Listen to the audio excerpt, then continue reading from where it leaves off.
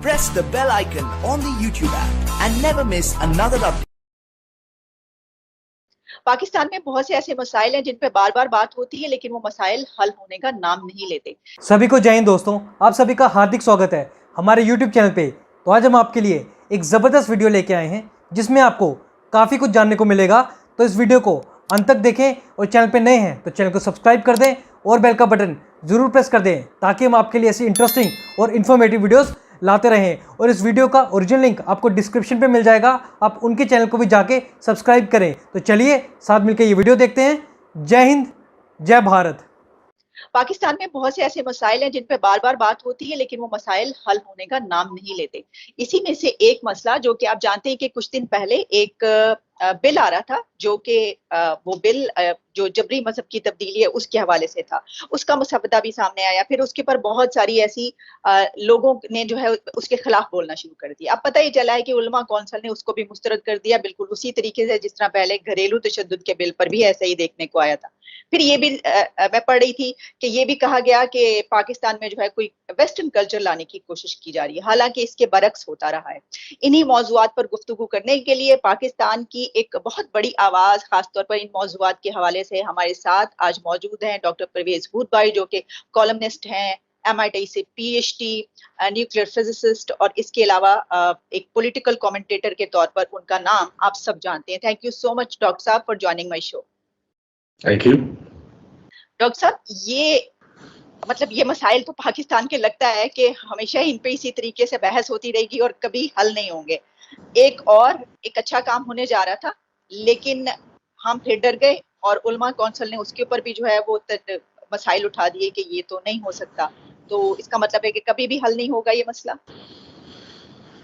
देखिए, मेरा ख्याल है कि यहाँ ये दलील देने की जरूरत है कि अगर आप जबरन किसी का मजहब तब्दील करते हैं तो आपके लोगों का अकीदा भी जबरन तब्दील किया जा सकता है। अब हाँ, उनको ये बुरा नहीं लगा कि एक हिंदू बच्ची को मुसलमान बना दिया जाए, लेकिन देखें ये भी हो सकता है ना कि एक मुसलमान बच्ची को जबरन किसी और मजहब का बनाया जाए, क्रिश्चियन बनाया जाए, घर वापसी हो यानी कि दोबारा हिंदू बन जाए, या अहमदी बन जाए, या कुछ और बन जाए। तो वो चीज तो उन्हें अच्छी नहीं लगेगी ना। और फिर बहुत से मकाते फिक्र भी है, सुन्नियों के अंदर भी और शिया के अंदर भी।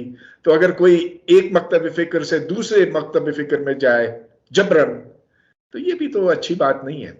लिहाजा इंसाफ का तकाजा ये है कि अगर एक फेल, एक काम किसी एक के लिए गलत है तो दूसरे के लिए भी गलत है, अगर एक के लिए सही है तो दूसरे के लिए भी सही है। तो फिर मेरा ख्याल है कि इस तरह से अगर ठंडे दिमाग से उनके साथ बात की जाए तो शायद वो मान लें।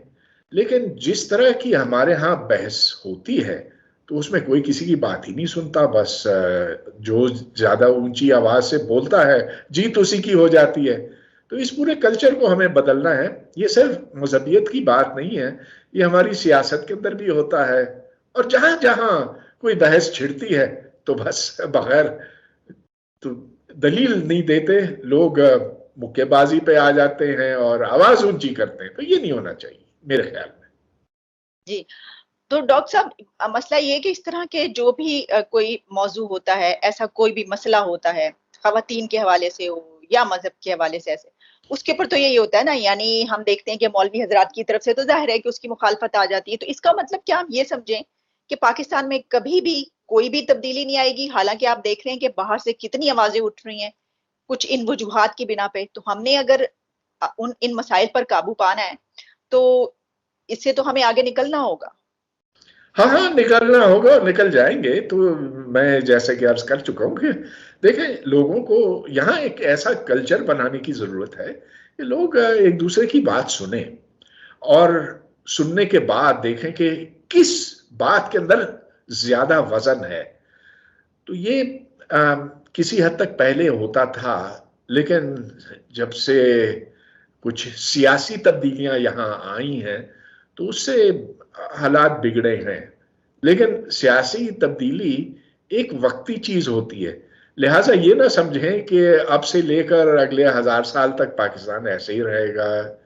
ये तो हर मुल्क के अंदर भी होता है। ये तो आप देख लें कि जो जो फैनेटिक्स होते हैं, जिनके साथ आप बहस नहीं कर सकते, वो हर जगह हैं। वो वाइट सुप्रेमेसिस्ट भी हैं, वो हिंदुत्वा के भी हैं, और वो हमारे यहाँ खूब तादाद में पाए जाते हैं।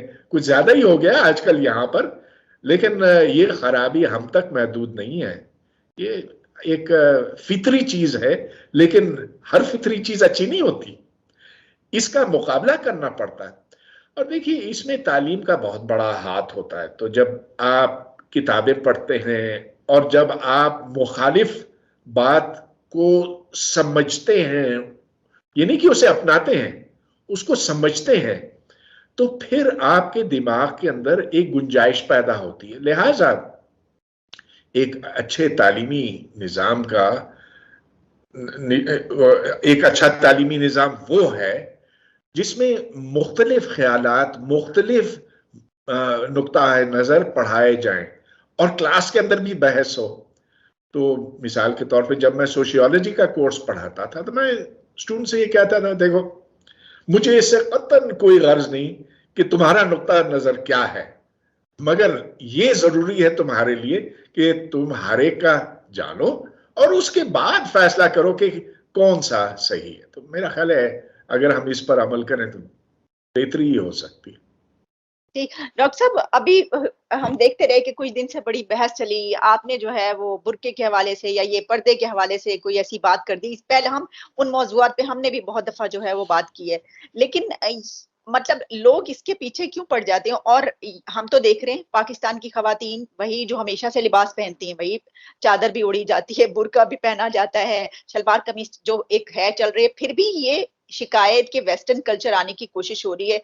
हालांकि यहाँ पे तो हर वो चीज हो रही है जो पहले हुआ करती थी, फिर ऐसा क्यों? देखिए, यहाँ वेस्टर्न कल्चर से मुराद क्या? अमेरिका का, यूरोप का या सऊदी अरब का? वो भी तो हमारे वेस्ट में ही है ना। अच्छा, तो देखिए, किस्सा ये है कि, और ये बात मैंने टेलीविजन पर कही और फिर उसके नतीजे में बहुत शोर मचा। मैंने सिर्फ ये कहा कि ये मेरा मुशाहिदा है कि जब लड़कियां बुर्का करती हैं तो वो खामोश हो जाती हैं, उनके वजूद का आपको नहीं पता चलता और क्लास में आपको पता नहीं, मालूम नहीं होता कि किसकी समझ में कोई बात आ रही है कि नहीं आ रही। अगर क्लास पर मैं एक नजर दोहराऊं तो वहां बुरके बुरके बुरके हैं। अगर किसी ने कोई सवाल भी किया तो मुझे नहीं मालूम कि किसने किया, और ऐसा बहुत कम हो गया कि ऐसी लड़कियां सवाल करें क्लास में। मैंने कहा कि ये नॉर्मल नहीं है और उस पर बहुत लोग नाराज हुए। तो फिर मुझे ये बात बताने की जरूरत पड़ी कि देखो, आज से 30-40 साल पहले ये नॉर्मल था कि आप क्लास में आते बगैर बुर्के के, यानी कि जैसे आम लड़की होती है शलवार कमीज पहने हुए, जिसका चेहरा छुपा हुआ नहीं होता, और आप देख सकते हैं उसके चेहरे को, जान सकते हैं कि उसको कुछ समझ में आया भी है कि नहीं। अगर आप चेहरा नहीं देख सकते तो ठीक है, फिर आप सारी क्लासें ऑनलाइन ही कर लें, फिर तो वही हो गया कि कैमरा बंद करके आप ऑनलाइन कर लें। लेकिन देखें, पहले के हालात मैंने कहा कि नॉर्मल थे, और फिर मैंने मजीद ये कहा कि अगर आप दूसरे मुल्कों को देखें तो चीन है, जापान है, इंडिया है, कोरिया है, यूरोप, अमेरिका, जहां जहां आप देखें तो उधर कोई बुर्का शुर्का नहीं है, और लड़कियां वहां जो नॉर्मल लिबास पहने हुए हैं, तो उसको मैं एक आम चीज समझता हूं। और पहले ये होता था पाकिस्तान में, अब नहीं है। मैंने ये नहीं कहा, ना मेरा मतलब ये था। और पता नहीं क्यों लोग ये कहते हैं कि वो लड़की जो बुर्का करती है एबनॉर्मल है। बिल्कुल नहीं, बिल्कुल नहीं, बिल्कुल नहीं। मैं तो दाद देता हूं कि ऐसी लड़कियां इन मुश्किल हालात में, जो पाकिस्तान के हैं, जहां इल्म दुश्मनी है, जहां औरत दुश्मनी है, वो फिर भी पढ़ सकती हैं स्कूलों में, कॉलेजों में, यूनिवर्सिटियों में। तो मैं तो समझता हूँ कि ये बड़ी बहादुर, दिलेर, दबंग लड़कियां हैं जो पढ़ती हैं। क्योंकि हमारे यहाँ तो पहले तो लड़कियों को मार देते थे अगर उन्होंने यूनिवर्सिटी में पढ़ने की ख्वाहिश जाहिर की होती। बस यही मेरी अर्ज थी। जी, बल्कि अभी भी बहुत से ऐसे एरियाज हैं कि जहाँ पर अभी भी मार देते हैं। स्कूल तक जो है लड़की को जाने का जो है वो कुछ एरियाज जो बैकवर्ड एरियाज कहे जाते हैं सिंध में और पंजाब के भी अगर उन एरियाज में चले जाएं तो डॉक्टर साहब आप हाँ, और अब तो अफगानिस्तान में तो मुकम्मल पाबंदी लग गई ना। अब तक तो जी उन्होंने ऐसे किया है कि लड़कियों के स्कूल नहीं खोले, लड़कों के खुल गए, लड़कियों के नहीं। और जो यूनिवर्सिटियों में लड़कियां पढ़ेंगी, कि जो घर से बाहर निकलेंगी, उन पे बुर्का लाजिम कर दिया। तो वो लोग जो कहते हैं कि ये तो हम अपनी मर्जी से करते हैं, तो इस अफगानिस्तान में अगर उनकी मर्जी होती कि बुर्का ना करें तो फिर क्या होता। दोस्तों आशा करता हूँ कि वीडियो को आपने अंत तक देखा होगा और ये वीडियो आपको काफ़ी पसंद आई होगी और आपको काफ़ी कुछ जानने को मिला होगा। तो ऐसी इंटरेस्टिंग और इन्फॉर्मेटिव वीडियोस देखने के लिए आप हमारे चैनल से जुड़ें और चैनल पे नए हैं तो चैनल को सब्सक्राइब कर दें और बेल का बटन ज़रूर प्रेस कर दें ताकि हम आपके लिए ऐसी इंटरेस्टिंग और इन्फॉर्मेटिव वीडियोज़ लाते रहें। और ये वीडियो आपको कैसी लगी, अपने विचार हमें कमेंट सेक्शन में लिखकर ज़रूर बताएँ। तो अगली वीडियो तक आप अपना ख्याल रखिए, जल्द मिलेंगे। जय हिंद, जय भारत। वीडियो आपको काफ़ी पसंद आई होगी। हमारे साथ जुड़ने के लिए चैनल को सब्सक्राइब कर दें एंड बेल का बटन ज़रूर प्रेस कर दें ताकि आपको ऐसी मज़ेदार और इन्फॉर्मेटिव वीडियोज़ का अपडेट मिलता रहे। जय हिंद, जय भारत।